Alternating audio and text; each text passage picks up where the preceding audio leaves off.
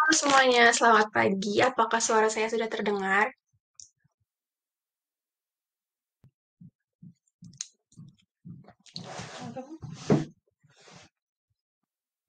Oke, perkenalkan, nama saya Nabila Landisha dari Universitas Brawijaya. Pada hari ini, saya akan melakukan webinar dengan judul User Centered Design Method in UI/UI Design UI/UX Design Process. Sebelum materi dimulai, apakah saya boleh screenshot untuk melakukan dokumentasi?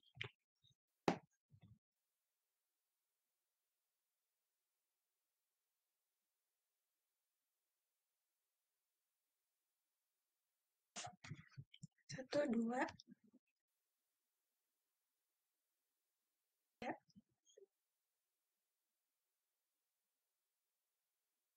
Oke, boleh ditutup kembali kameranya. Jadi, pada hari ini, saya akan melakukan webinar dengan judul User Centered Design in UI/UX Design Process. Apakah share screen saya sudah terlihat?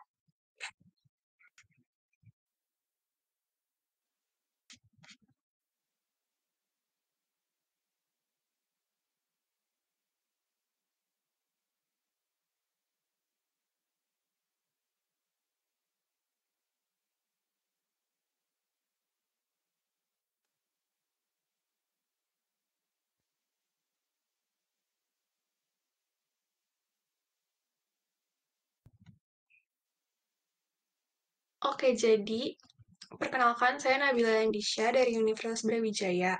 Di sini saya akan mempresentasikan atau menjelaskan tentang user-centered design pada UI/UX design process. Jadi, materi yang akan kita pelajari pertama pada hari ini adalah ada pengertian user-centered design, yang kedua ada prinsip user-centered design, yang ketiga ada proses user-centered design.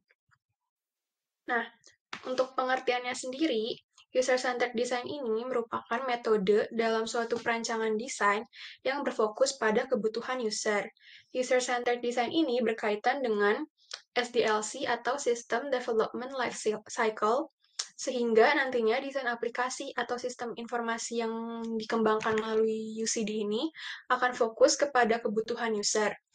Sehingga diharapkan aplikasi ini tuh akan mengikuti kebutuhan user, dan user tidak perlu mengubah perilaku untuk menggunakan aplikasi.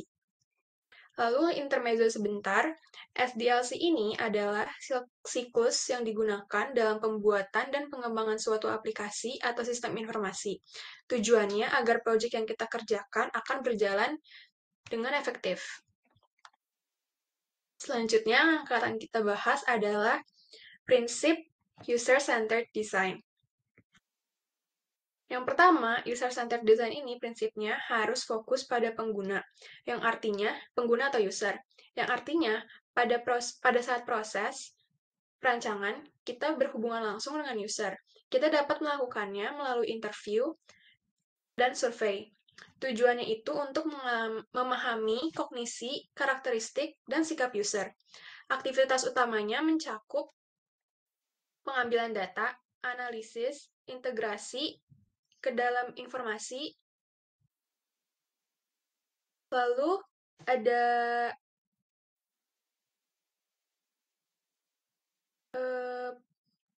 informasi perancangan dari pengguna tentang karakteristik tugas, lingkungan teknis, atau organisasi.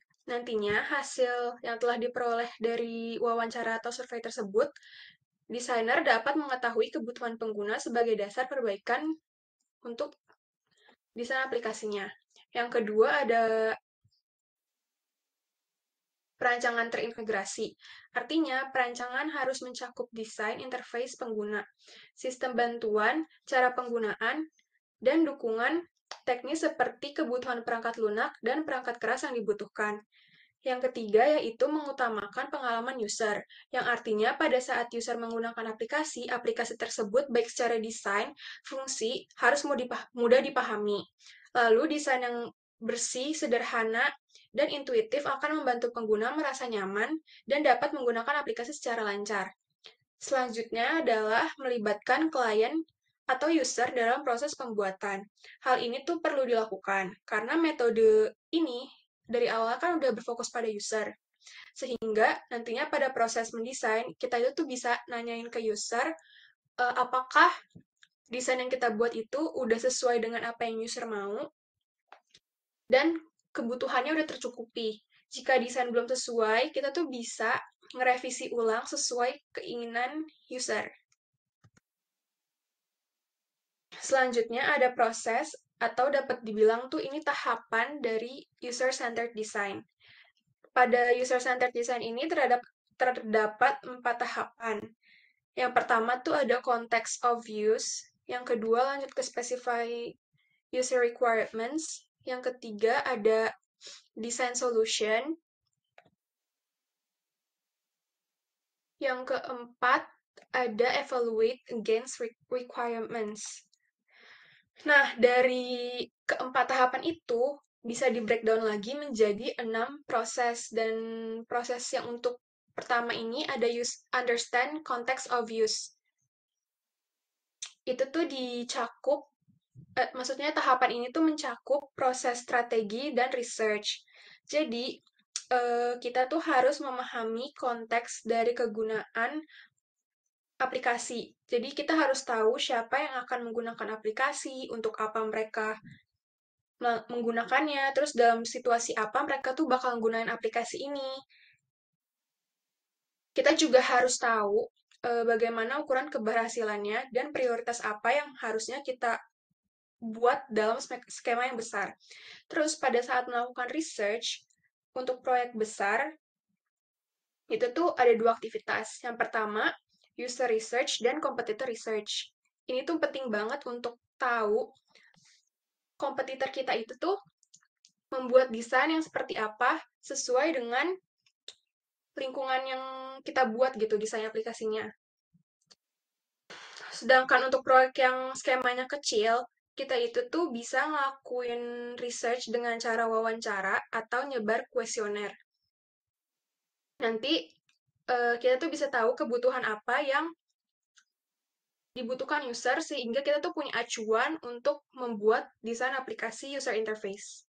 Contoh metode atau teknik yang digunakan untuk strategi itu ada competitor analysis dan stakeholder interview. Ini dalam skema yang besar. Terus kalau misalnya untuk research itu, contohnya metodenya ada user interview, diary study, dan heuristic review. Selanjutnya ada tahapan kedua, yaitu specify user requirements atau analisis setelah perancangan atau analisis. Jadi setelah data yang kita kumpulin pada saat proses research, itu tuh kita harus menganalisis dan menentukan kebutuhan user pada aplikasi dan tujuan yang akan dicapai. Tujuan dari tahap ini itu untuk menarik wawasan dari data yang dikumpulkan selama fase research. Pada aktivitas ini, UX designer juga mengomunikasikan pemahaman mereka kepada end user untuk membantu mengkonfirmasi apakah kebutuhannya sudah valid atau adanya asumsi dari desain yang sudah dibuat. Metode yang biasa digunakan dalam fase analisis data ini tuh ada user journey atau experience map dan user persona. Berikut merupakan contoh user journey atau experience map. Jadi, user journey di sini tuh ada Emma alias user yang berharap atau punya ekspektasi untuk menemukan berbagai macam produk yang bisa dijadikan hadiah untuk temennya. Jadi, selain itu ada juga harapan Emma untuk produk tersebut tuh agar memiliki harga yang sesuai dan nantinya pelayanan yang didapatkan Emma tuh pelayanan yang super bagus dan pengiriman yang sangat cepat. Pada tabel di sini tuh ada fase, aktivitas, emosi, peluang, dan ide yang bisa diimprove, lalu pemilik dari fase-fase tersebut. Jadi yang pertama tuh ada motivation yang aktivitasnya ini, website research, clicks on the first result, product evaluation, dan terakhir ada payment. Selanjutnya ada contoh persona. Nih, persona ini tuh dijadikan patokan tentang siapa yang akan menggunakan aplikasi tersebut. Setiap elemen dari aplikasi atau website yang kita kembangkan itu perlu mempertimbangkan permasalahan yang akan dihadapi oleh user. Jadi, user persona ini tuh isinya ada identitas user yang masuknya tuh ada nama, umur, pekerjaan, hobi, dan lainnya. Terus ada pain point atau patterns and behaviors. Ketiga, ada goals yang ingin mereka harapkan. Dan selanjutnya ada motivasi atau hal-hal yang menjadi pertimbangan mereka untuk menggunakan aplikasi ini. Selanjutnya tuh ada tahapan ketiga, yaitu design solution. Pada fase ini, UX designer akan meminta feedback dari pengguna mengenai ide-ide yang dirancang untuk diperbaiki secara iteratif. Ide-ide ini semuanya tuh dapat diwakilkan oleh paper prototype, wireframe, dan banyak lagi. Semuanya itu sengaja dibuat dengan low fidelity untuk menunda percakapan yang berkaitan dengan identitas grafis, pencitraan brand, atau desain visual. Contoh metode atau teknik yang digunakan ada paper prototype, wireframe, design sprint, dan collaborative design. Biasanya tuh collaborative design ini kita tuh pakai Figma. Ini contoh paper prototype. Yang terakhir ada evaluation against requirements yang mencakup production. Pada fase ini, kita tuh udah masuk ke fase desain yang high fidelity. High fidelity ini tuh mencakup aset konten dan digital. Versi high fidelity ini dapat divalidasi oleh stakeholder dan end user melalui user testing. Pada fase ini, UX designer berkolaborasi dengan developer untuk mendiskusikan ide rancangan yang dibuat. Contoh metodenya itu tuh ada usability testing, yang contohnya seperti ini. Jadi tuh usability testing ini salah satu cara untuk mengetahui apakah user itu tuh mengerti dengan aplikasi yang sudah kita buat. Apakah aplikasi ini tuh mudah digunakan atau apakah aplikasi ini efisien dan efektif? Terus dengan testing ini tuh diharapkan si aplikasi ini tuh dapat membantu user untuk mencapai tujuannya. Nanti kalau misalnya udah dikumpulin pertanyaan-pertanyaan tersebut, hasil jawaban user tuh bisa di checklist sesuai dengan tabelnya apakah puas atau tidak puas. Kesimpulan pada materi hari ini adalah setiap desain yang kita buat tuh pasti punya bias karena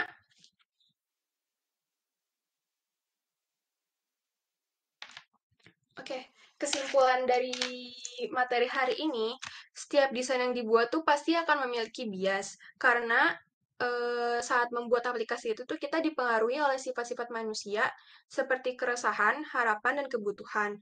Tapi dengan menggunakan UCD, perancang atau desainer dapat melihat dari sudut pandang pengguna yang lebih spesifik. Hal-hal yang sebenarnya dibutuhkan oleh pengguna itu, dan untuk membuat suatu rancangan yang baik, perancang tidak bisa menggunakan hal-hal yang bersifat abstrak dan harus mengetahui hal-hal konkret yang sebenarnya terjadi dalam kehidupan dan dapat diterapkan dan layak. Sekian webinar saya hari ini. Apakah ada yang ingin ditanyakan?